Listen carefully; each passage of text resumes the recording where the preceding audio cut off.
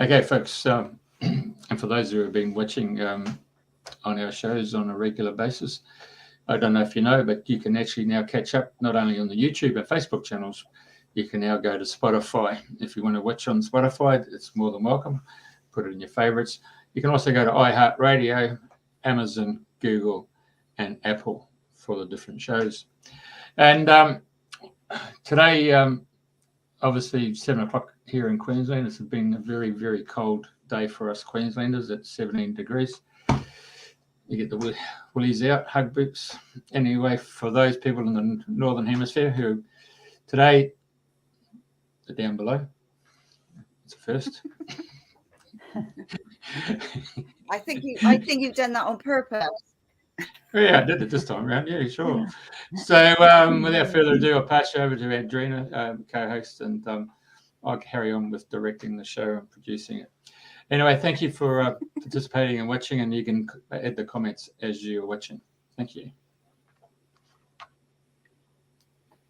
Hi, everybody, and welcome. And today is the 18th of May, 2023, and it's my great pleasure to welcome back Eliza White Buffalo. Now, I know she came on the show probably about 2 years ago, I think, before I was co-hosting.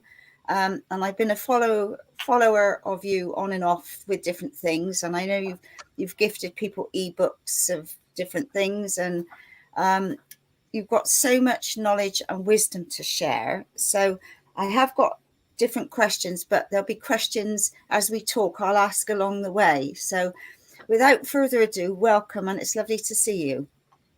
Thank you, Andrena. It's good to be here. Great. So first of all, I think we have to start at the very beginning. Good place. I know you've been on such an amazing journey. So obviously you were born in Ireland. So would you like to share? It's been what? It's been such an amazing journey, yes, and so much to speak about. So I'm going to be very brief through my childhood, and then get on to what I actually have been doing for the last 20 years. So yes, I was born in Northern Ireland, in 1965, Catholic family, and it was very, very early. I mean, Black Elk is my spirit guide, and Black Elk's a Native American Lakota Sioux holy man who died in 1950. And Black Elk had a great vision when he was 9 years old of, I suppose, these times. He prophesied these times of great change in consciousness for the world. And that vision and everything was written in a book called Black Elk Speaks. So Black Elk's very well known. Whenever I was an infant, Black Elk was there from the beginning. He tells me he was there right from the very beginning. Of course, I don't remember the first time I saw Black Elk. I just remember the first time that I went to a special place in the spirit world to meet with him. So he tells me that he was there in my home all along, and that when I was 5 years old, I went to a place called the Green because it was very green, really sort of reflecting the frequency of the heart chakra, that beautiful green. And from then he began to teach me many things about his great vision, who we are, what we would do, what was going on in my life and why, and really teaching me how to navigate difficulties in my life and how to navigate my spiritual path as well. So he told me a great deal that even now I don't remember all of it, but I remember a lot of it now. In 2002, I remembered him, but I didn't remember what he had taught me, because I had spent 13 years what he called 13 years in the wilderness. And that was a very dark place where I was very much in my shadow self and in my ego, traumatic self, the victim.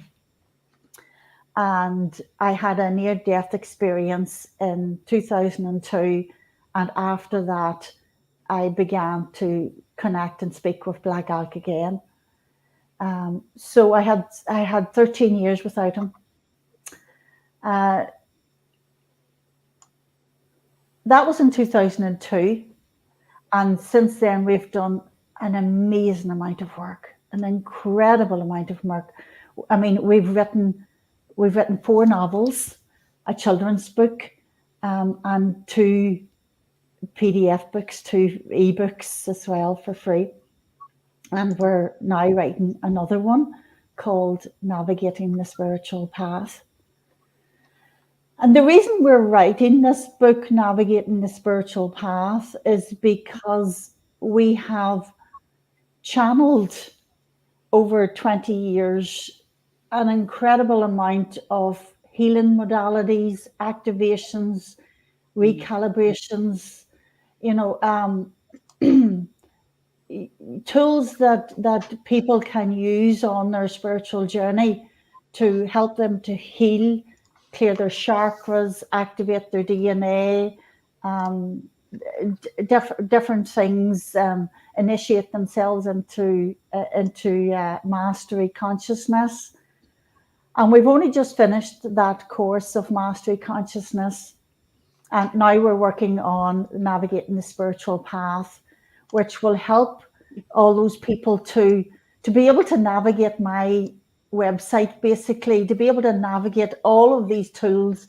And I mean, which one do I do first, Eliza? Which one do I do next? What's up for me on the path now? I get that message every day, guys. Every day I'm getting, well, what's next for me, Eliza? What should I be doing next? Where am I going? I'm kind of lost. I'm at a crossroads. I don't know where to go. And very often then Black Elk will talk a little bit to them and say to them, listen, look, here's where you are. And, sometimes it's very difficult to see what's up ahead and so on and so forth. It's different for everyone.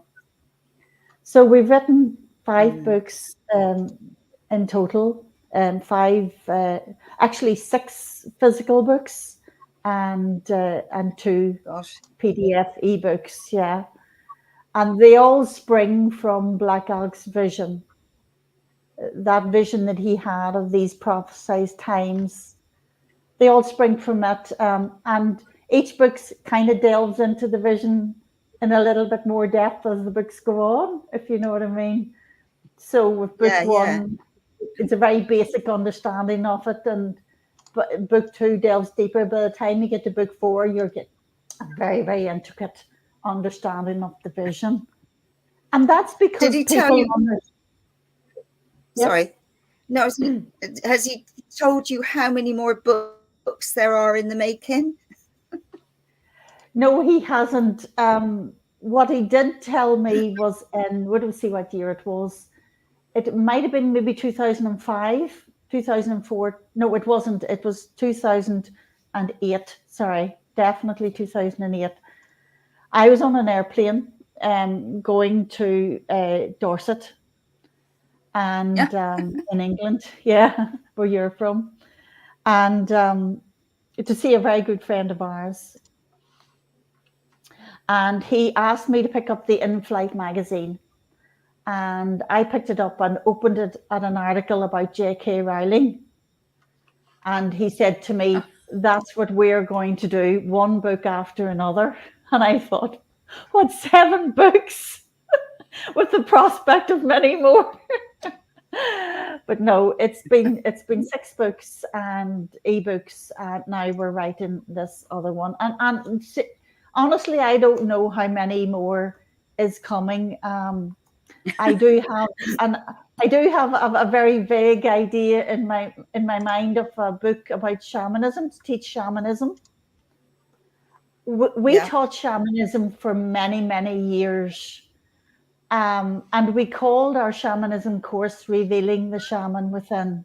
And we had a beautiful teepee in the garden, and people came and they sat in the teepee, and there was a fire, and it was beautiful. And they started their shamanism course. They started to reveal their shaman within, because we believe that everyone has a shaman within them, and everyone is shamanistic in their nature.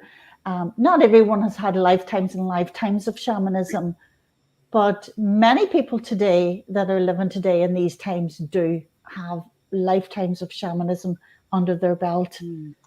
So we began to teach shamanism, and we taught it around the world as well, going to different countries.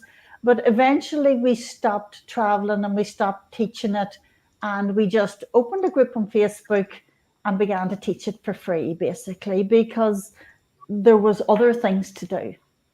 And we don't have, he's got all the time in the world. He's got all the time in the spiritual with infinity. I've got maybe 30 more years. Please God. So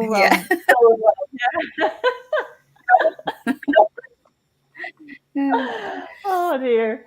So we did that so that we could teach the shamanism for free.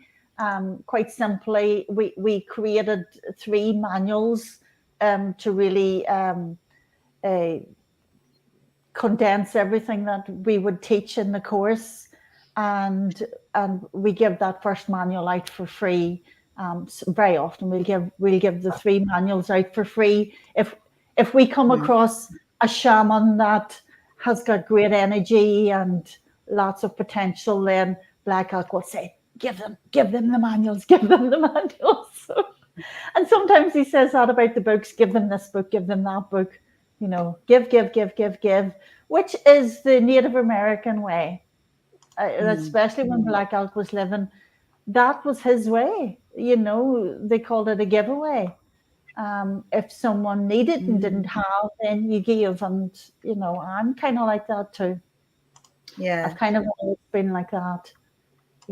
We did run a charity for many years, and creating a huge fund for it, and we helped many people that really needed some help with their spiritual path, or even with their mental health, with their emotional health, and we helped those that couldn't afford it. So with lots of therapists that came on board with us and gave of their time as well. So that was wonderful, but so much work to do, and we've moved on.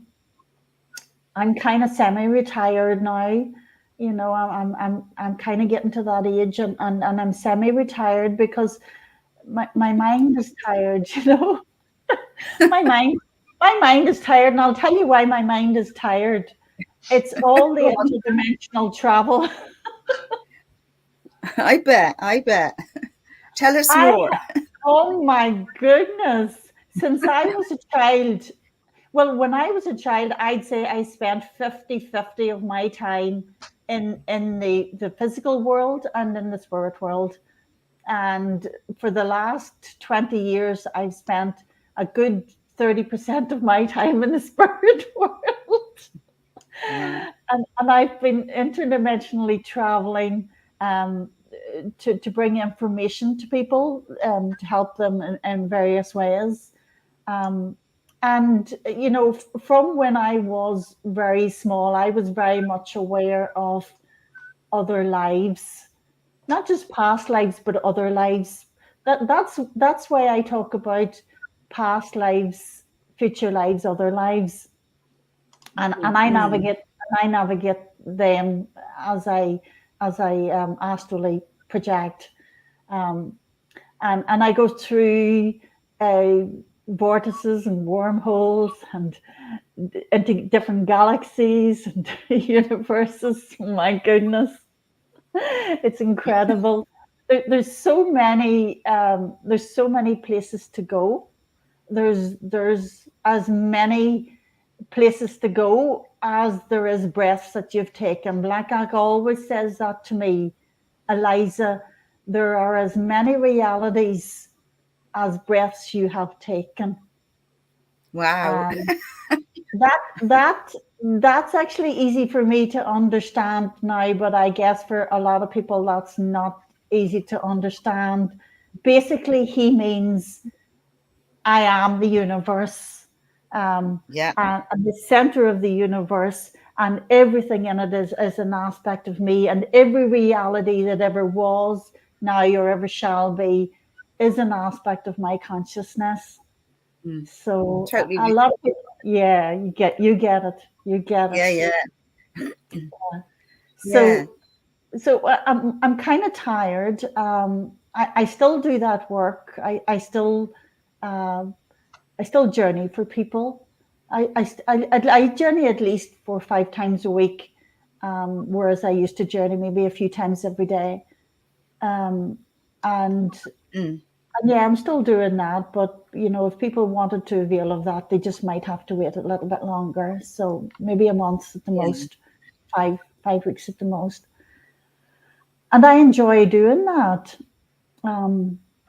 It's taught me a lot.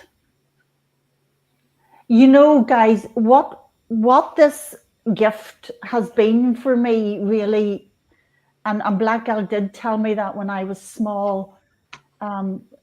He told me that the reason I was able to see these other lifetimes and other realities and people that I was and people that he was, and even my family, people that they were, and I'd meet people and I'd know who they were.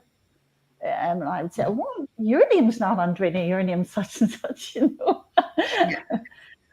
I used to do that when I was very small. And then, of course, I learned to not do that. But if you ask me now, if someone asks me now who they were, I'll know straight off. I'll just go there. So, and Black Elk said the reason why I was able to do that was because he wanted me to gather all the pieces of myself together. So, I went through quite a bit of trauma as a child, and my consciousness was shattered into a million little pieces.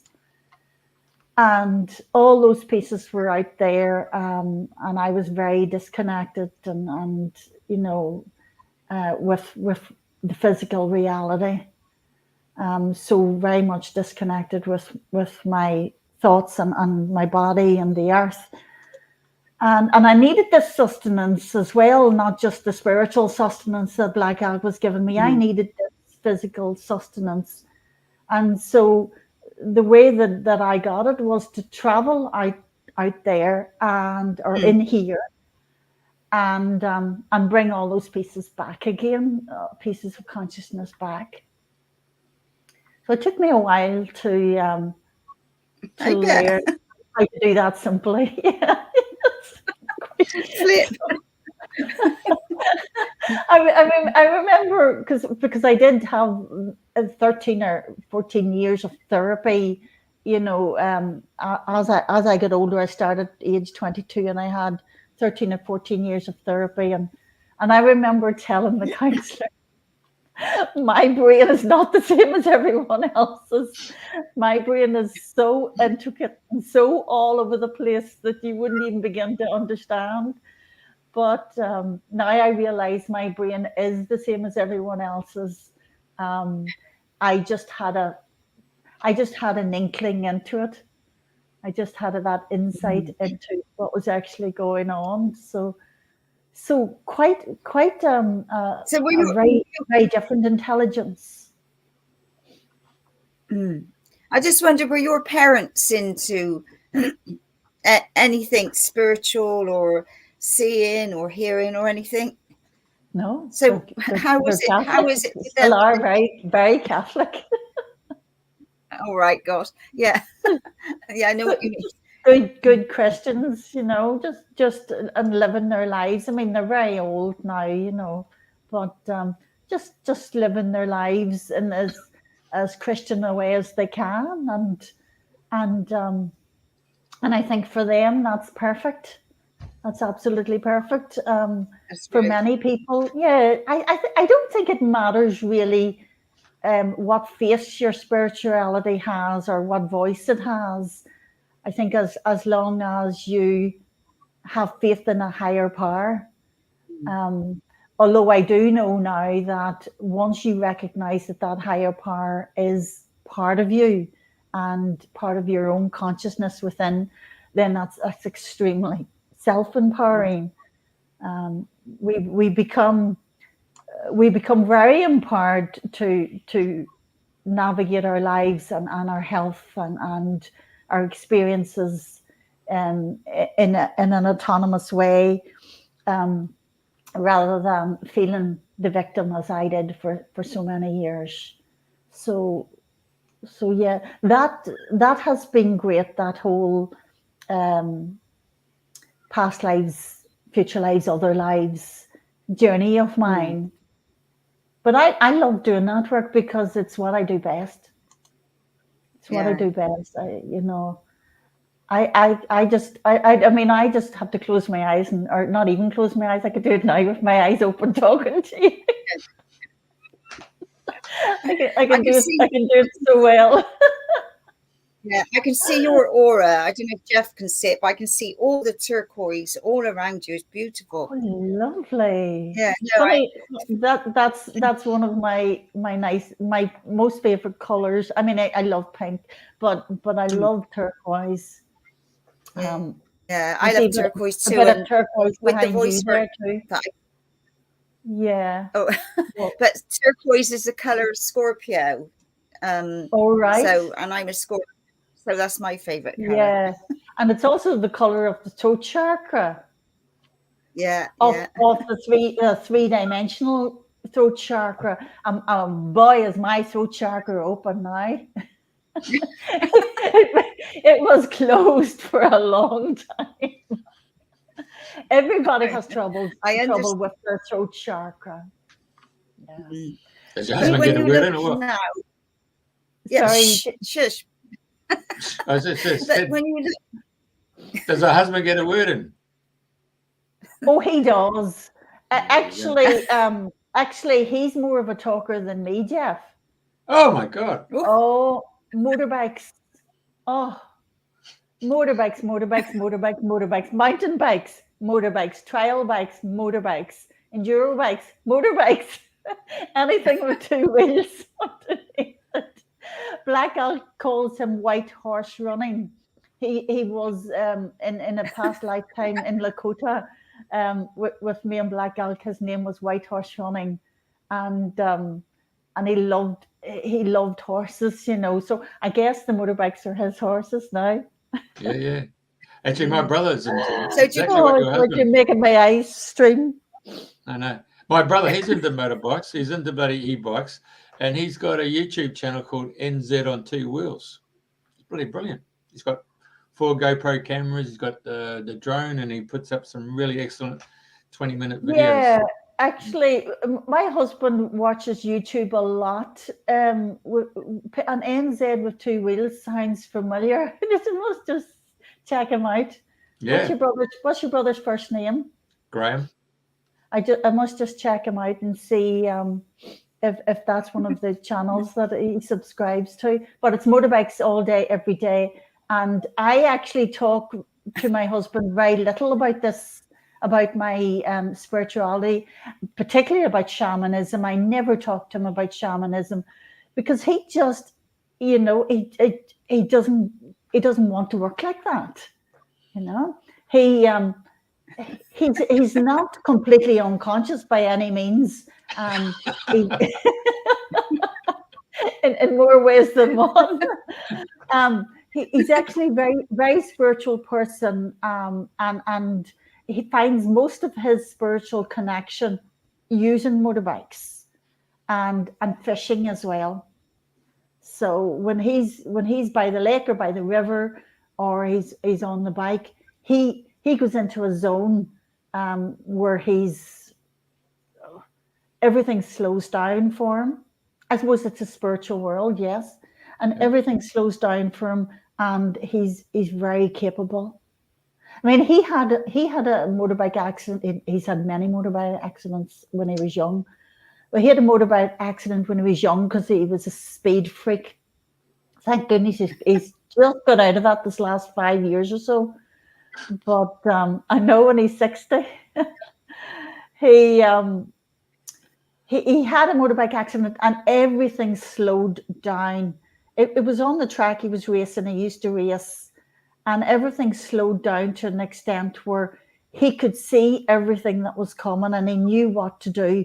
He knew how to save himself, and bikes were flying past him, and he could see them coming slowly, so he knew to move out of the way. It was a wee bit like, what do you call that?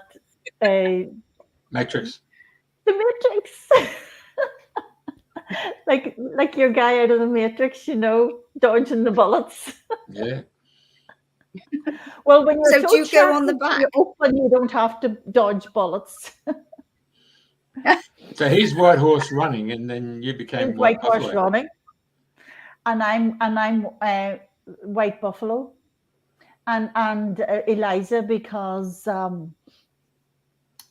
that's what the Master Hilarion and Pallas Athena called me. They called me Eliza, so that was the name, and so I put it together with White Buffalo when I wrote my first book, and wanted a pen name rather than my everyday name. So, and I just thought, well, I'm Eliza and I'm White Buffalo, so it's Eliza White Buffalo.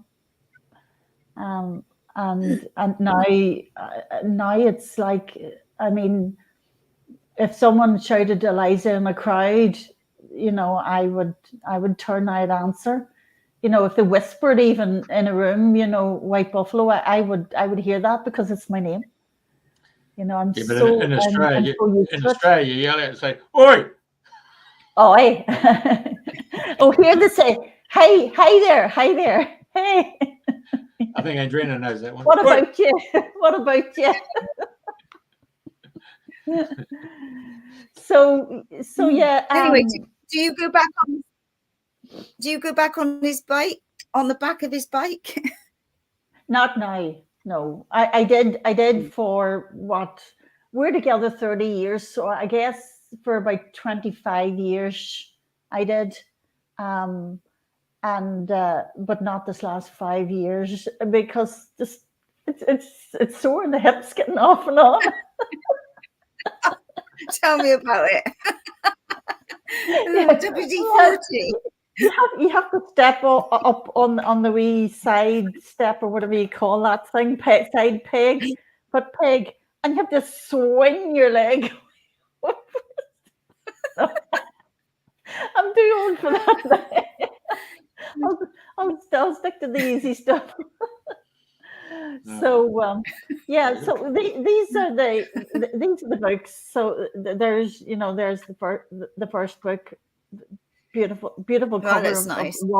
of the woman watching the vision over here, and then the four ascents is more about his vision, and it's about the four ascents is basically the hill of Calvary that everyone has to climb, the four hills that everyone climbs of mind, body, spirit, and emotion in order to make their ascension into a new life or whatever. And the third one is so special, the Childhood Diaries. Michelle Roth from America painted this for me. Beautiful picture of the child Eliza lying on the White Buffalo, and Black Elk here, in a part of his vision. And there's the Black Elk, and then we have the two roads symbol here. This is the two roads symbol. If you can see it around my neck, it's basically a medicine wheel with the red stone of power in the center of it.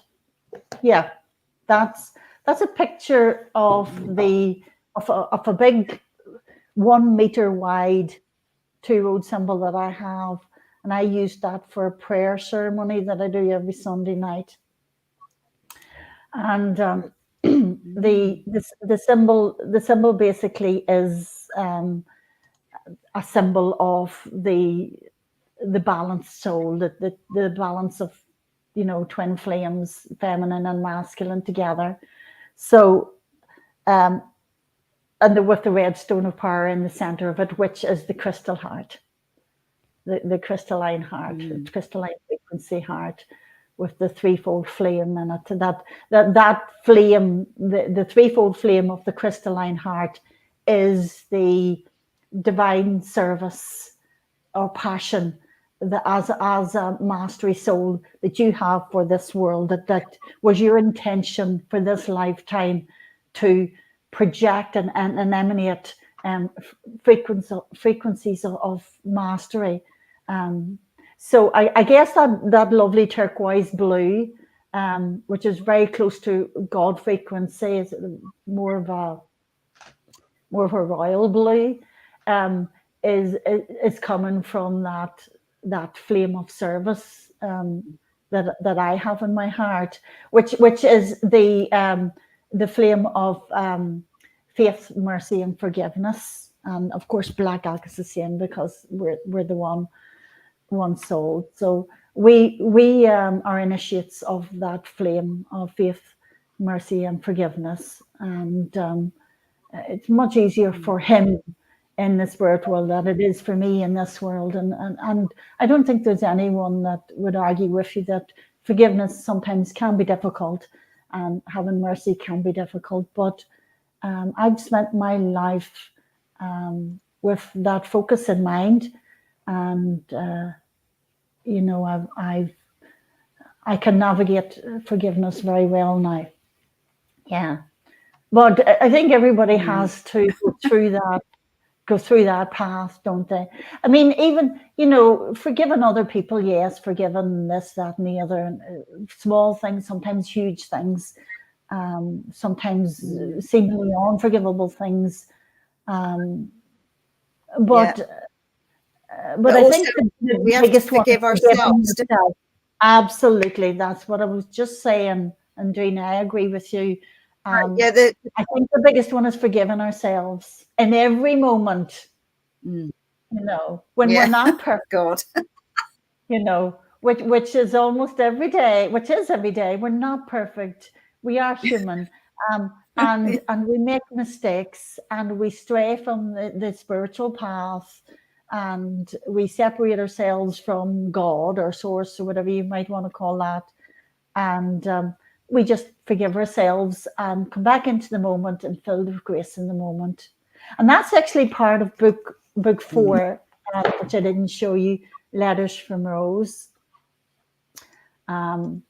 where Rose is the character in the book who's based on me. And in Letters from Rose, it's set in the future, and she's passed on, and it's her granddaughter, Christine, who is living in Rose's grandmother's little cottage, and is receiving letters from Rose via clairaudience and automatic writing. So, and Letters from Rose is all about the spirit world and about the vision again in more depth. It's about what happens after you die, and it's about soul groups and twin flames and shamanism and the two roads symbol and what that is. And there's so much information there that are really questions that people ask. What is this all about? You know, who am I? All of these things. So this is my spirituality in a very, very high level of understanding. And as I said before, the books go from 1 to 4, get deeper and deeper each time. So yeah, I'll have to look out for those, because I confess I haven't seen any of your books. I know I had a ebook on shamanism, but I have to confess, I think, I'll get the ebook, and I download it, and I never ever, for me, I like a book in my hand and to sit and read. Me too. So, and I'll tell you, probably the reason why you haven't seen it, Andrena, is because I am the worst in the world for advertising and promoting promoting my books. I pretty much don't do it, once a week or once a month, maybe, if you're lucky. And they only reach a few people, but whatever I'm doing, I'm doing right, because the publishing company actually rang me to ask me how I was advertising, and I said I'm not. and they said, well, for your first book, The Two Roads in particular, whatever you're doing right. And this book is selling itself, because it's already showing us the makings of a bestseller. And I know, because of the royalties coming in every 3 months, that the books are selling, and they're selling well, and I'm not promoting them, so I kind of just let them do their thing. Yeah. The way that I feel is, look, I'm here. Used to say I'm here for Black Elk. Well, I'm here for both of us now. I'm here in this lifetime. This is what we're doing. I'm just getting through the work. And, what's next, as well as, looking to my own happiness and my own family, and those sort of basic contentment and fulfillment, and which I have. And I just do the work and then let it find its way, and leave it up to the universe. The Spirit has it. I think that's a good plan. Yeah, it's been the plan, and it seems to be working, and it's always worked. So that's the sort of plan I like. You just let it take its own momentum. You just do your bit, and off it goes. Yeah. I think maybe because I haven't done many interviews either, and I think maybe I could do more now that I'm kind of semi-retired. I can talk more, so that's good too. Yeah. Hey, I want to take you back to Eliza White Buffalo. Hang on. No, excuse me. I'll turn you off. Hey, you mentioned Hilarion, and you mentioned another lady, and mentioned another name. Pallas Athena. Oh, Pallas Athena. Okay, gotcha. Okay, so for those people who are listening, that would be Hilarion as the master for the library. Yes, and as well as Metatron. But Hilarion and Pallas Athena also reside over the Temple of Truth in the etheric realms, over not Corfu, Crete, right. the Greek island Crete. And the Temple of Truth houses. Remember, I talked about the flames of the threefold flames in the hearts. So there is a universal flame of service, that is sort of the 12 flames of God, or whatever you might like to call that. And one of them, the fifth one, is the ray, or the flame of truth, and it's an emerald flame, and that's housed in that etheric temple that Hilarion and Pallas Athena reside over. So in order to open the throat chakra, which is the fifth ray, or the fifth energy center in the body, one has to discover the truth, or the law of divine source, and this is the place where most people go in their sleep, to learn about divine truth, or the law of divinity. So for me, I went obviously astrally, as I do, and that began in, I think, 2003, something like that, 2003, and I met with Hilarion and Pallas Athena, and he told me he is the reincarnation of Saint Paul the Apostle, who's that guy in the Bible that doesn't like women and writes all these nasty letters about them. And all these thou shalt not, and they shall, and all the rest, So, when people pass over into the spirit, they grow, they do their spiritual journey, they transform their souls, and their spirits, become aligned with the law, with truth. And that's what happened with Paul. He was Saul on the road to Damascus. He was blinded by the light. I remember talking to you about this before, Jeff. He was blinded by the light. And up until then, he was killing Christians, no good Christians. And then after then, he was loving them to bits and telling them about Christianity. So, and then after he passed away, he obviously transcended and made his ascension into mastery. And then, because he had committed murder, which is a cardinal sin, he had to have another lifetime. So he had to balance that. The law of karma expected him to balance that with another lifetime in which he was a mastery healer and performed miracles of healing and so on and so forth. And his name was Hilarion.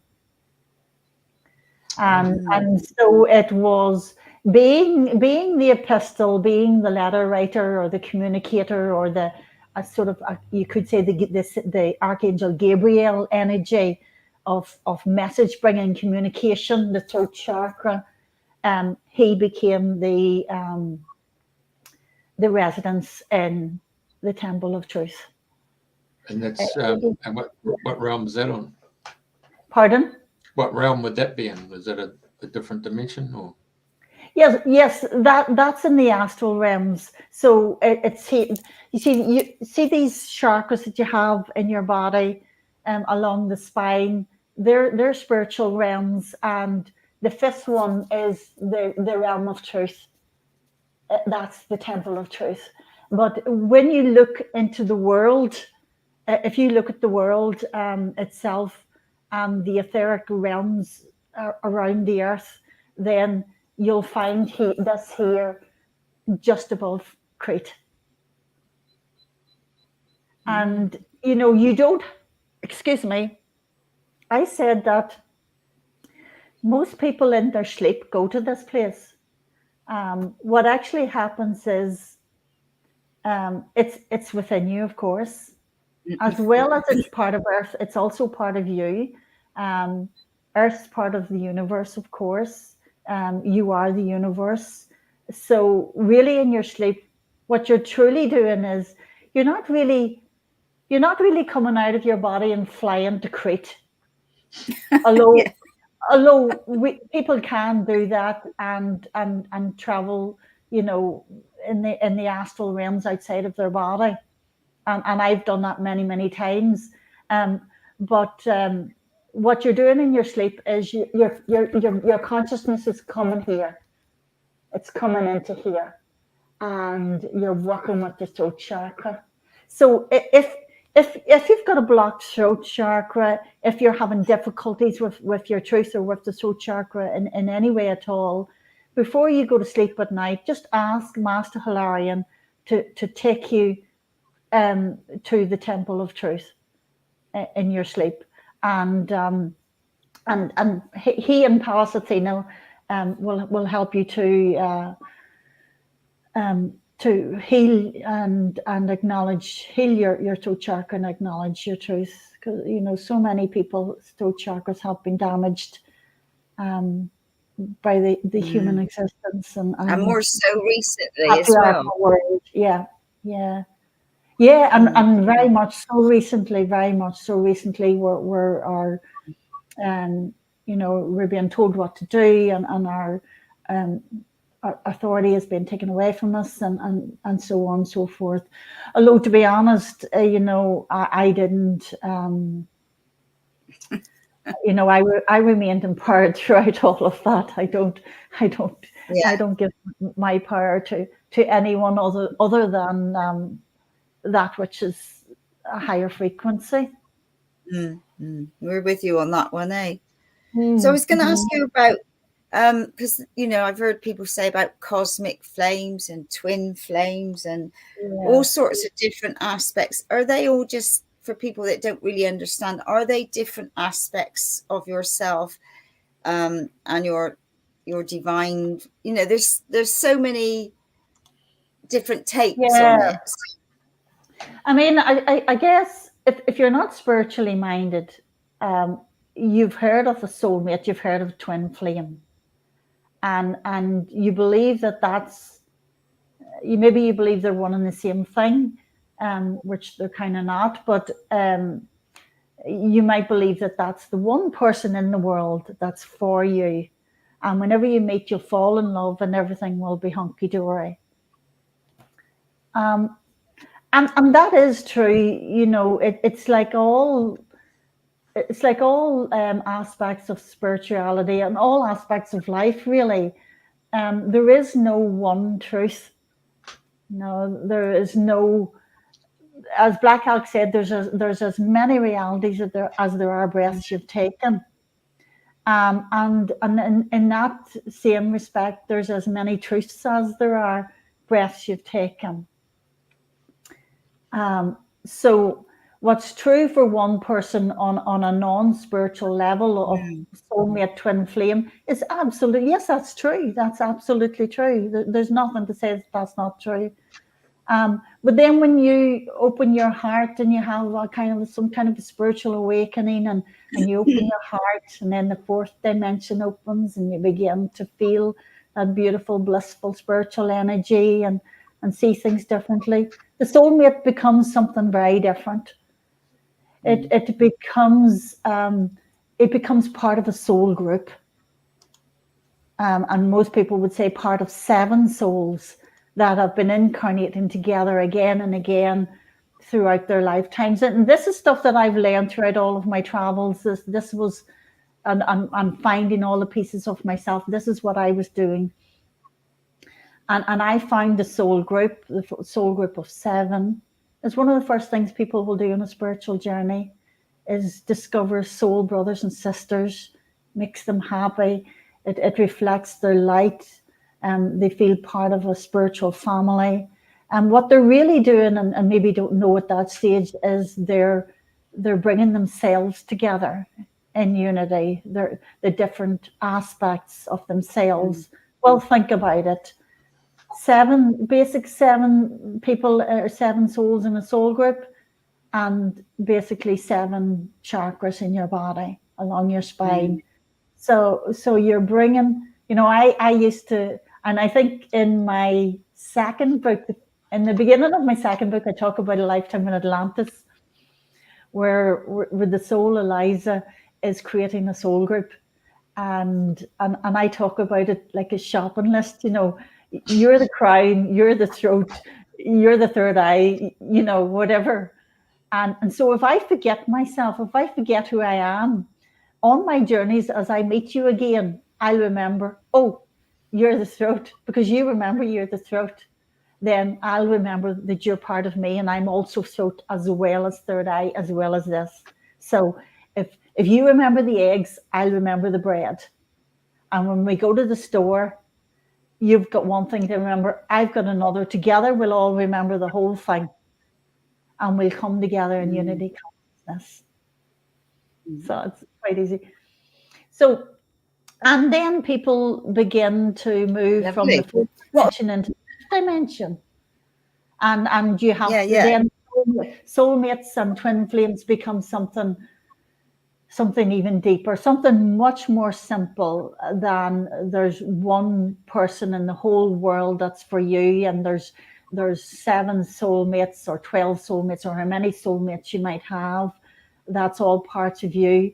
When you move into the 5th dimension then, which is the center of truth, you start to talk about body and spirit, body and soul.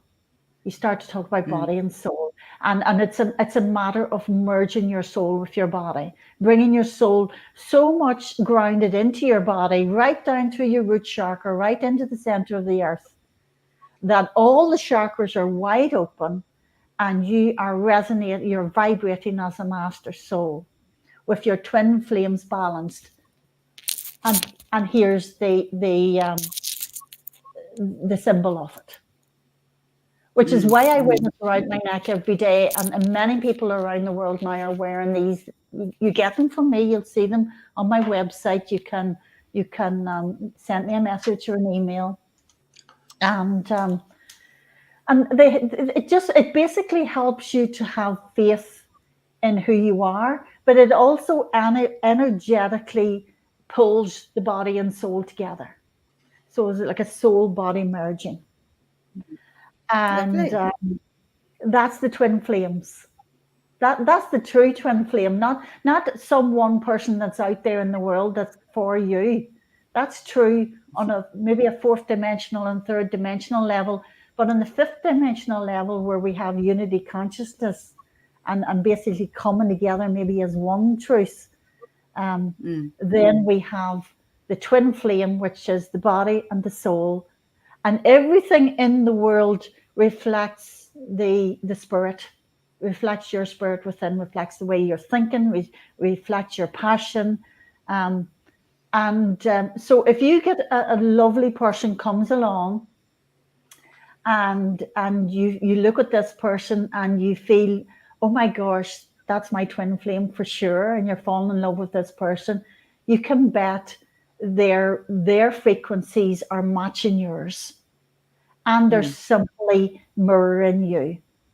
And nature does the same. Nature does it all the time. Nature's your twin flame 24/7 since the day you were born. Nature's your twin flame. So, when people say to me now, well, I thought this person was my twin flame, and then it all went wrong, and now I think they're not my twin flame. And I say, well, if you thought they were your twin flame, then they were mirroring that half of you that you were seeking. And because they were capable of doing that, and you were capable of bringing that into your life, you'll bring it again with another person, or with nature, or whatever, or with a group of people if you want. So that's the twin flame, divine masculine. Right. So also, because you talked about past lives, obviously this life and future life. So obviously past lives have brought us to where we are now, but future lives are a lot of what we're doing now, working into our future. I'll go back again to what Black Elk said about there's as many realities and lifetimes as there are breaths you've taken. If that's the case, then, and everything is off my consciousness, the universal consciousness, then past lives are your past thoughts, your past experiences, and the projections that you've put out into the universe. Then future lives are obviously what's coming, what your spiritual body is like now, and what you will project in the future. So what will actually manifest in the future. So you need to be very, very careful what you're projecting out there. Yeah. God, I'll say. Yeah. And I think, if you absolutely. You think about it, just say I've come awake now and I've got a sense of, you could think, well, oh my God, all my thoughts and the way I anger or whatever I've had around people or whatever, all of that, and now I'm suddenly aware, then how would that person sort of change? Could they address the balance so that they could stop carrying that into the next life, if you know what I mean? create the experience that they do want, create the world that they do want. Instead of what they may have created. Because you hear like some people, I won't mention any names on the news, and they've done this, and this. So obviously there's karma involved as well. But if you've suddenly woken up and you're thinking, oh my God, I've done terrible things. How would somebody suddenly change that? If you've done terrible things, a little, I mean, if you've done terrible things, okay, so that's big. You know what I mean? and if you've done small things and made small mistakes, for example, that you reacted to a comment this morning from your husband or from your wife or whatever, and you feel sorry now that you've projected that energy out into the universe. I think number one, the first thing you've got to do is don't be sorry. Apologize if an apology is warranted, but don't be sorry yourself. You've got to forgive yourself, and you've got to forgive yourself in every single moment. So you've got to, you see, I think, as well as if you've got to that stage of awareness, then you're also very much aware that the now moment is all there is. If you're aware that the now moment is all there is, then, as I say in this book 4, the moment to return to a state of grace is now. So right now, you forgive yourself. It's a new moment. You move on. You don't waste time running to the confessional box, or getting down on your knees and saying, "Please forgive me," or you can do that. Oh no, that's the one. I'm sorry, please forgive me, I love you, thank you. I'm sorry, please forgive me, I love you, thank you. And I just, what I do is I just go, oh, and I laugh at myself, and I go, okay, that's all right. And just start again. And how I do it, a little trick I find is to, because when you make a mistake or you react to something, you kind of spin out of your body. You kind of spin out of your center, if you know what I mean. So you're not centered in your heart and in your solar plexus. You're not here in the center, but you kind of go up here into your subconscious and you react. So you've got to come back down again. So I think centering is one of the best things to do. So I'll just laugh at myself. I'll go, oh, what did you do? And I'll close my eyes and I'll just breathe deep and I'll lower my voice like this. So, I'll really, I'll go, so, and just lower my voice. And that just brings me right back down into my body again. I feel really centered right here in this moment, here and now. I am a child of beloved source. And grace is flowing through me, through my energy field. Now is the moment to return to grace. God is ever forgiving, ever merciful. That's the flame of service that I'm on. So if I couldn't figure that out, then I wouldn't have been much good to Black Elk. So I figured that out, that coming back into this moment, which is given to us by beloved source, and just being empty, forgiving the self. Forgiveness doesn't mean you did that wrong, but it's okay, I'll forgive you. Forgiveness means bringing it back to beloved source. In the Bible, it says giving it over to the Father, and I would say bringing it back to beloved source, bringing it back to this moment where you find beloved source. And so if you just center yourself again, you just come right down into the moment, into your body, and all is forgiven. It's all mercy, all forgiveness. It's completely wiped clean. This is a new moment flowing with grace. And that's, to me, that's the eternal spring of hope. Because it doesn't matter if we murder someone, we're forgiven. We might have to atone for it with another lifetime, but our soul will benefit from that. And our person will benefit from that if we have the mind to let things go and let beloved source take over, basically. That's quite beautiful. It's quite beautiful. The way that Padre Pio talks about it in this book, Padre Pio was a monk from Italy, a priest and monk from Italy who who bore wounds of Jesus on his hands and feet and that, and he performed miracles, and he bilocated, and he did some wonderful miraculous things, and he's one of the co-writers of this book. So this book was written in 6 days.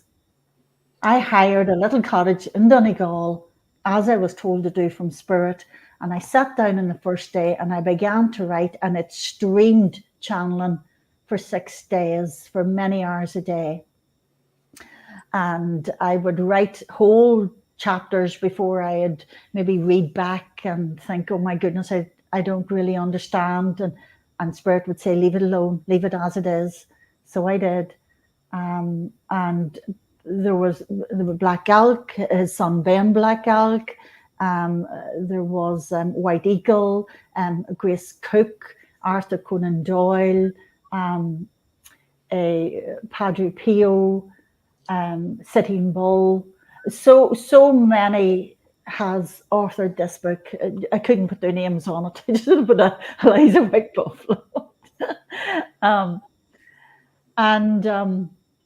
And even when you're reading the book, you know, you see the different ways of speaking and that. Padre Pio talks about this moment of reconciliation with Source, where the grace is flowing, and he calls that the moment to return to graces now. And he talks about it in such a way that if you were to see a fish out of water, lying on the banks out of water, you don't spend time saying, you know, oh, little fish, what are you doing there? And you shouldn't be there, and you shouldn't have flap it out of there. And what happened to get you there? And come on, I'll take you to this healer, and we'll check your chakras, and we'll do this and we'll do that. No, you just pick the fish up and you put it back in the water. Because your compassionate heart allows you to do that. You're all merciful. So, and the beloved Source does the same thing. It just picks you up and puts you back in the water. So just come back into the moment, and that's it. You're in the water again.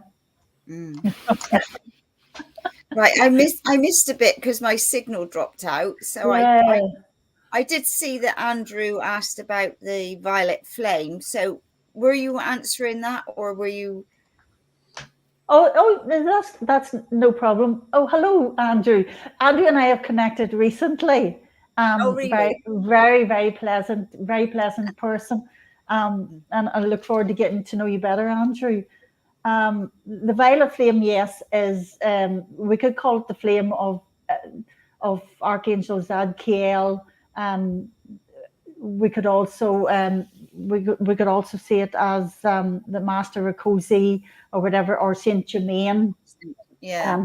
It's one of those 7 rays. Remember, we were talking about the 7 flames of beloved Source. It's one of those, and it's basic. And I'm glad that Andrew has asked now, just after we've talked about bringing the soul into the body and into the moment and right down into the earth again, because the violet ray appears naturally when one takes the energy from the crown chakra and the energy from the root chakra and merges them here in the heart, where everything is a flame, and the solar plexus as well, where everything is a flame. And when you merge this with the root chakra, of course you get the violet flame, because we've got violet here, and we've got the deep red down here. So we've got that deep red violet flame, but also the blue of the Father, the red of the Mother. So we've got the blue of the divine masculine or God frequency. Remember I said this is blue, and then we've got the red of the earth frequency, and when you put them together, obviously you get violet. But also there's this vibration from here. I'm wearing pink today. This vibration from here, the crystalline heart, or the red stone of power, as Black Elk calls it, is a rose frequency, where the red of the Mother, the red of the earth, connects with the 5th dimensional chakras, the crystal, which is like a diamond white, you know, like a clear diamond white. And when you bring them together, you get this most beautiful sparkling pink. So you've got ruby, you've got garnet, you've got all these crystals that really resonate or resonate or emanate, the frequencies of the crystalline heart, which is why we use these stones in the actual symbol itself, in the physical symbol itself. So that's the twin flame. That's the violet flame, and the violet flame. I mean, it's like coming into the center, as I said, where everything's wiped clean.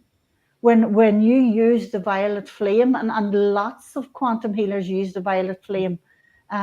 If someone asks you for healing, whatever, people might just surround them with a violet flame, project that. But you got to be sure that your soul body merged, and then you're really projecting it. So get right into your body. Don't worry about the state of your chakras. Just get right into your body, because everything's wiped clean when you do that. And project the violet flame, and that person's will be helped in whatever way is best for them. What about grounding as well? Really grounding, into the earth. I know you say, like, bring the soul body in, but a lot of people don't ground. So I'm going to talk about the root chakra again. Do you remember I said about me dropping my voice, or not the throat chakra, to bring me into my body? And the reason why I do this is because this chakra here is it's like a doorway. It's a watery world, and the same as the sacral, it's like a doorway as well. So there's kind of 5 main chakras, and 2 of them are, and the other 2 of the 7 are doorways. So this is your head energy then slips through the doorway into the center, and your root energy slips through the doorway into your center, or the center energy slips through the doorway into the earth, right into the body. So what are we talking about? Grounding. Grounding. So whenever you can't ground if this isn't opened. You just can't ground. And the best way to open it is to focus on your body, and do that practice every day of just trying to feel into your body. I mean, if you're not aligned to the 5th dimension, which opens the 5th dimension here, then it's going to be very difficult for you to relax your body 100%. And I mean, I remember whenever I was younger, my goodness, my legs held so much tension because I was so absent from them that they would literally shake, and they were tight and shaking all the time. And I hurt my legs severely in that accident in 2002 when I had the near-death experience. So, it's very difficult for someone who hasn't healed to ground completely. Now, you can do things like walking on grass and stuff like that. And those things are good because they get you into the sort of the way of thinking of connecting with the earth. And if you're thinking like that, then you're halfway there. So get yourself thinking, grounding, connecting with the earth, and then just let go of your thoughts altogether. And do your best to feel the body. And you'll come into center as best as you can. And as you do that, you're healing your chakras. Another thing you can do is, which also develops the psychic senses, is to ground your senses, because your psychic senses are closely linked with your physical senses. So the sensory nerves does both. You receive sensory information through the sensory nerves, both psychically and physically. And if you were to go for a walk and focus on your feet touching the ground, or focus on the breeze on your skin, and listen to as many sounds coming in one ear, the other ear, whatever, and just keep listening to the sounds as they come, and or smell as much as you can, or try and see as much as you can. You're doing your best to ground as well. You're doing your best to ground. You're using all your senses, aren't you? You're using all. You're not. I've got Ben Black Elk's son talking to me at the moment. Now he used to go for a walk with me and do this as we walked up the hill, and I would basically see him walking beside me. I'd feel his hand in mine, and he would say, "We're walking with confidence now. We're walking with confidence now." Just because he's just reminding me of that, and that's what he used to do. He's such a funny person. But no, he says, like, laughter. I get now why you've said that, Ben. Laughter is also one of the best ways to grind. Because, and I think I mentioned that in book 2 as well, where the Atlanteans learn how to laugh for the first time, and they're amazed at how it helps them to grind into this solid body. Laughter brings you right into the solar plexus. You can't help but get right into the solar plexus. And I mean, if you take someone that's been laughing for quite some time, they usually, when they stop laughing, they usually feel, oh my gosh, their throat's sore, it's all tight, their jaw is tight. That's because they've been opening their throat chakra. You can't come into your body without opening the throat chakra. So I think the simple act of just come into the body. Don't worry about opening doors. Don't worry about, because that's all mind stuff. Just do it, Jeff. Hello. Jeff was talking about the Nike symbol earlier on. Just do it. Yeah. Don't think too much about it. Just do it. Because there's so many different techniques, and and I listen to some people and they say, you've got to do this, and this, and I thought, well, you're missing the moment, sort of thing. What while you're trying to bring in different things, or it's all about being in your center. And I know about laughing. My son-in-law, God, he laughs all the time, and my grandson now, who's 6, he's a giggler. Oh my God, it's just lovely to hear. It's just he's so full of laughter. It's a real tonic around him, and I know when I've been out with my sister and we laugh, and sometimes like we're holding our stomachs crying with laughter. Of course we set everybody else off as well, because so I think I don't laugh enough. I'm just acknowledging to myself, I really need to find more ways to have a really good belly laugh. Definitely. More and but more. I think you laugh more when you're with a pile of girlfriends, don't you? Yeah.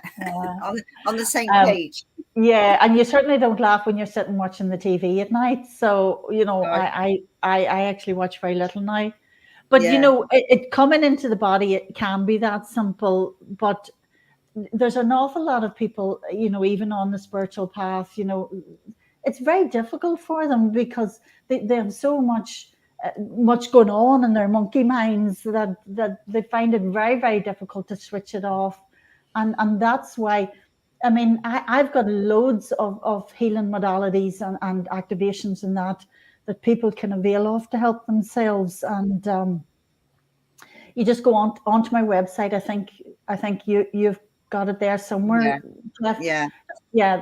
Just go onto the site and go to web shop, the hidden web shop, and you'll see all the different things that you can avail of. I keep prices as low as possible because I want people to be helped. I want to assist them in healing themselves, and there's so many things there for you that can assist you in calming the mind and coming into the body and grinding and using the violet flame and discovering the unique flame of your own, crystalline heart.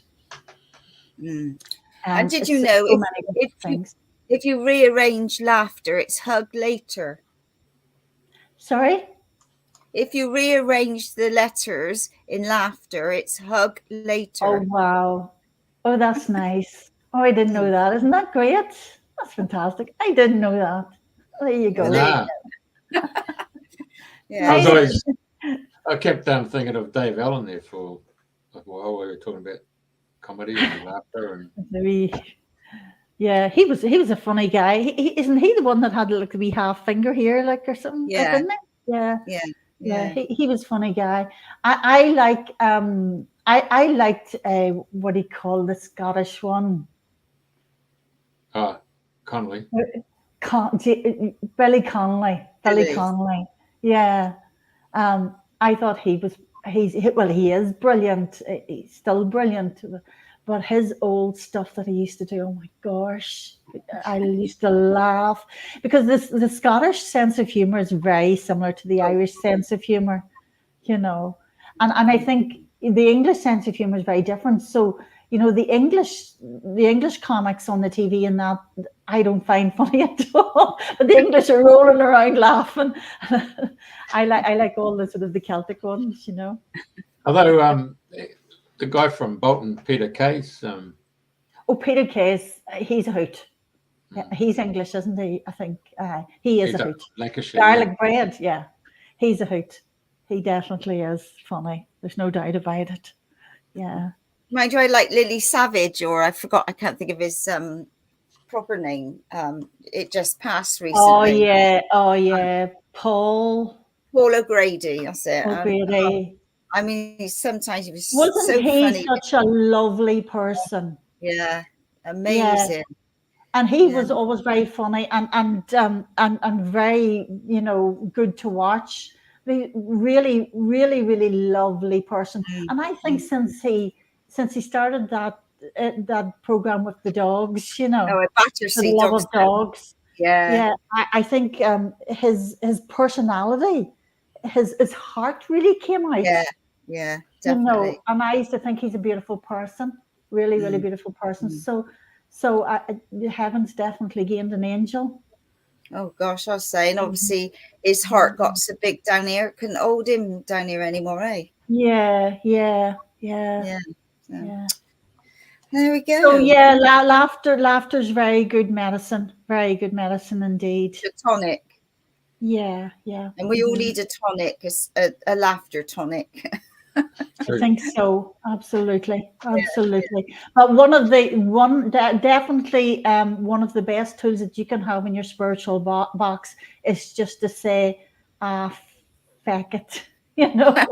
Oh yeah, many a time. It doesn't matter, and just come into the moment and let the moment sweep it all away. Yeah.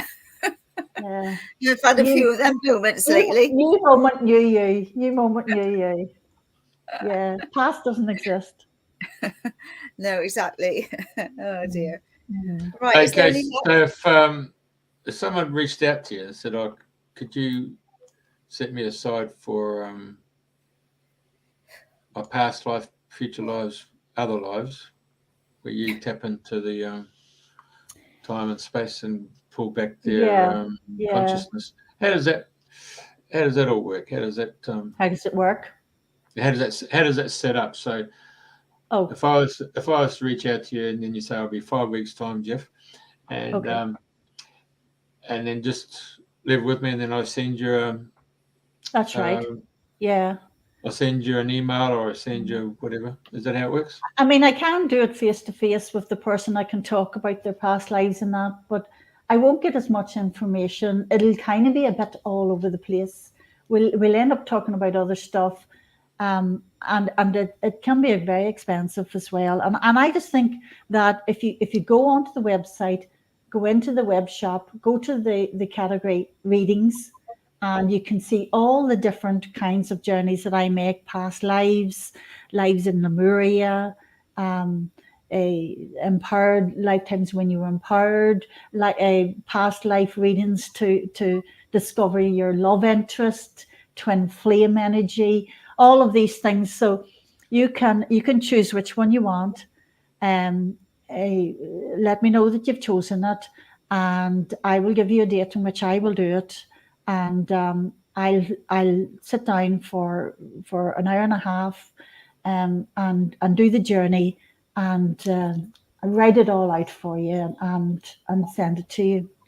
Right. Okay. You can also do this beautiful booklet that I do as well, which is kind of like a 180-minute reading, So I do that in two parts. I'll do maybe a journey in the morning and a journey in the evening, and it's kind of to that you're getting maybe about 5 or 6, maybe even 7 lifetimes, and it shows the journey of the soul and how each lifetime the soul progressed and what it had to do the next lifetime. And I think, and even the 90-minute one does this, and I think what it gives the person is an inkling of what their own lifetime and why this happened in their lifetime, and where they might be going now. And it gives them a sort of an understanding of their own soul. That's always good to know. Yeah, it gives them an understanding of their soul's purpose, really, and their soul's journey. And they're always, and very often I would get names as well. I'll get the person from the past. I get their name. The name just pops into my mind, and yeah. You get anyone who doesn't actually come from the planet Earth, but they've just come here for a little quick trip, but they actually come from a different but so far I haven't had anybody that's just come for a quick trip. They've usually been here for quite a, maybe even since Atlantis or Lemuria, but that is a quick trip in the infinity of the universe. but yeah, starseeds. So starseeds, I mean, I do, we're all starseeds because we all come from the stars. But starseeds are people that are very much aware that they feel they don't come from Mars. They feel they come from a different planet, or maybe even a different galaxy. And that could be true. And I mean, it's mostly true for a lot of us. We've done it all, but the reason they feel that is because they're connecting with that right now. They're connecting with the frequencies from that galaxy, and that keeps them from grounding themselves on Earth, as a human being on Earth. So that can be an extra difficulty with grounding. I mean, I did work with a very prominent light worker recently, and she was finding it very difficult to ground into this lifetime because she was constantly being contacted by these beings from this other galaxy. So, and she had work to do for that galaxy to connect that galaxy to Earth. So it was very difficult for her to do that, but she's now in the realms of doing that. So she's done a lot of work. She's got here. She's now really sort of in her end game, so as Black Elk would call it, in her end game, where she's doing the business now. She's done all the preparation work.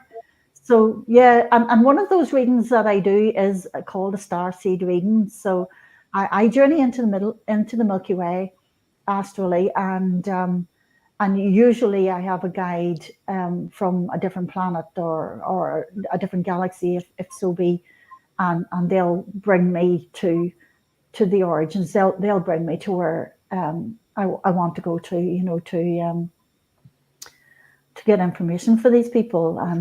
And usually what that entails, then the reading entails going there and finding the information and then finding the reason and how they came to Earth in the first place, and bringing them through their very first experiences of Earth and to where they are now, and how that all ties together for them. So it's great work. I love doing it.